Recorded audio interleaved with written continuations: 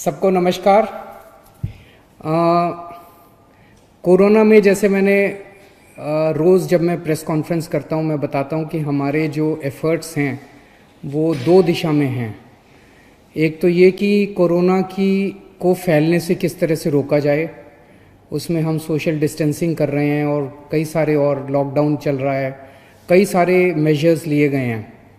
और दूसरा हम लोगों के एफ़र्ट्स हैं कि किस तरह से कोरोना से होने वाली मौतों को रोका जाए, कम किया जाए। कोरोना अगर किसी को हो भी जाए तो अस्पताल में जाए, अपना इलाज कराए और खुशी खुशी अपने घर लौट आए। ये हमारा हमेशा एफ़र्ट है। तो कुछ दिन पहले मैंने आपको बताया था, लगभग 10 दिन पहले, पिछले हफ्ते मंगलवार को हम लोगों को केंद्र सरकार से परमिशन मिली थी कि हम कोरोना के जो सबसे सीरियस मरीज हैं, काफ़ी सीरियस मरीज हैं, उन लोगों के ऊपर हम प्लाज्मा थेरेपी ट्राई करके देख सकते हैं कि उन पे क्या असर पड़ता है। प्लाज्मा थेरेपी क्या है मैंने पहले भी आपको एक्सप्लेन किया था, आज फिर से मैं एक्सप्लेन कर देता हूँ कि जो पेशेंट ठीक हो जाते हैं, उनको कोरोना हुआ, अस्पताल में एडमिट हुए, उसके बाद वो ठीक होकर घर चले गए, ऐसे मरीजों के खून के अंदर एंटीबॉडीज़ बनती हैं जो उन्हें कोरोना से बचाती हैं। तो अगर ठीक हुए पेशेंट के खून से प्लाज्मा निकाला जाए, वो एंटीबॉडीज़ निकाली जाएं और जो बीमार पेशेंट है उसमें डाल दी जाएं, तो वो बीमार पेशेंट भी ठीक हो जाता है। इसे हम प्लाज्मा थेरेपी कहते हैं। तो ये प्लाज्मा थेरेपी लिमिटेड बेसिस पे छोटा ट्रायल करने की हमें परमिशन मिली थी कि एलएनजेपी अस्पताल, केवल एलएनजेपी के लिए हमें परमिशन मिली थी कि एलएनजेपी अस्पताल के जो सीरियस मरीज हैं उनके ऊपर ये ट्रायल करके देखा जा सकता है। हमने पिछले कुछ दिनों के अंदर 4 मरीजों पे ट्रायल करके, एलएनजेपी के 4 मरीजों पे ट्रायल करके देखा। उसके अभी तक के नतीजे उत्साहवर्धक हैं, अच्छे हैं। और हमारे साथ डॉक्टर सरीन हैं आज, जो कि आईएलबीएस, हमारा जो दिल्ली सरकार का हॉस्पिटल है, उसके हेड हैं और इस पूरी प्रक्रिया को यही मॉनिटर कर रहे हैं और यही संचालित कर रहे हैं। तो अभी मेरे पास जो अस्पताल से डिटेल्स हैं, 4 जो मरीज थे उसमें से 2 मरीजों को मंगलवार को प्लाज्मा दिया गया था।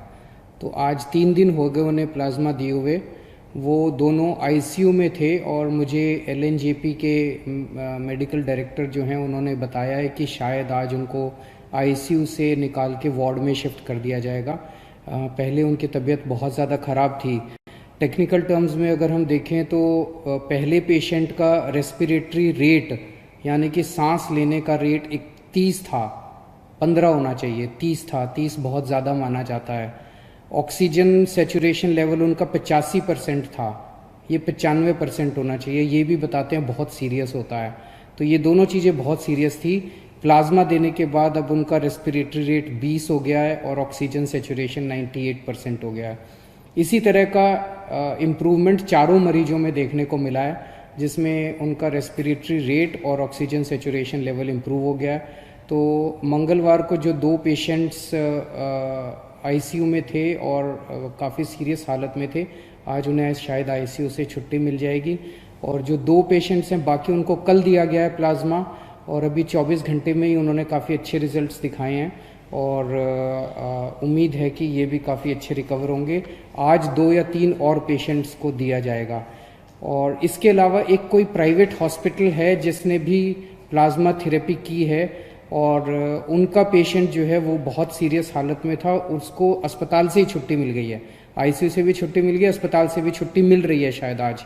तो वो उसका भी अच्छा नतीजा आया है। तो जैसे मैंने कहा, अभी तक हमारे को लिमिटेड ट्रायल्स के परमिशन केंद्र सरकार से मिली थी।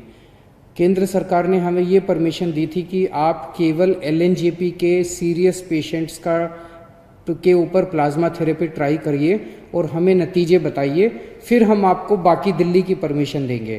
तो अगले 2-3 दिन और हम ट्रायल्स करेंगे और उसके बाद नेक्स्ट वीक हम लोग केंद्र सरकार को पूरे दिल्ली के सीरियस कोरोना के पेशेंट्स को प्लाज्मा थेरेपी देने के लिए अप्लाई करेंगे कि पूरे दिल्ली के सीरियस पेशेंट्स को प्लाज्मा थेरेपी देने की हमें इजाज़त दी जाए।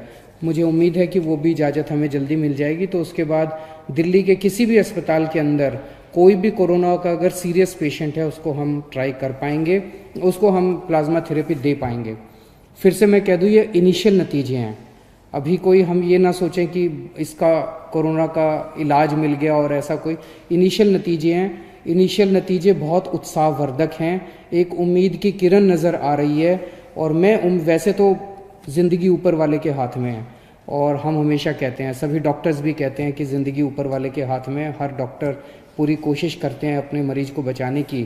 तो लेकिन एक ये इतने ऐसे समय में एक ये उत्साहवर्धक खबर है हम सब लोगों के लिए। जैसे डॉक्टर साहब ने कहा, इसमें सबसे अहम रोल डोनर का है, जो कोरोना से ठीक हो गया और वो आके अपना प्लाज्मा डोनेट करता है। तो जैसे डॉक्टर साहब ने, आप में से बहुत सारे लोगों ने डेंगू के लिए ब्लड दिया होगा। डेंगू के लिए जब आप ब्लड देते हैं तो आपका ब्लड नहीं लेते, इधर से नली लगाते हैं, इधर से आपका खून निकलता रहता है, खून में से प्लेटलेट्स निकल जाते हैं और वो खून आपके शरीर में वापस डाल देते हैं। तो प्लेटलेट्स निकाल के खून आपके शरीर में वापस डाल देते हैं, आपको कमजोरी भी नहीं आती। इसी तरह से ये है, यहाँ से खून लेंगे, आपका ब्लड में से प्लाज्मा निकाल देंगे और वो आपका ब्लड वापस डाल देंगे। तो आपको किसी तरह की चिंता करने की ज़रूरत नहीं है। हमारी जितने लोग अभी ठीक होके गए हैं, उन सब लोगों से हाथ जोड़ के निवेदन है कि आप अब दूसरे लोगों की जान बचा सकते हैं। तो एक एक व्यक्ति जो ठीक होके गया है, उसकी जिम्मेदारी बनती है कि वो दूसरों के काम आए।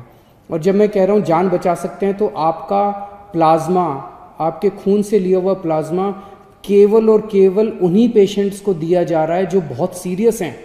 अगर आप प्लाज्मा ना दें तो हो सकता है उनकी मौत हो जाए।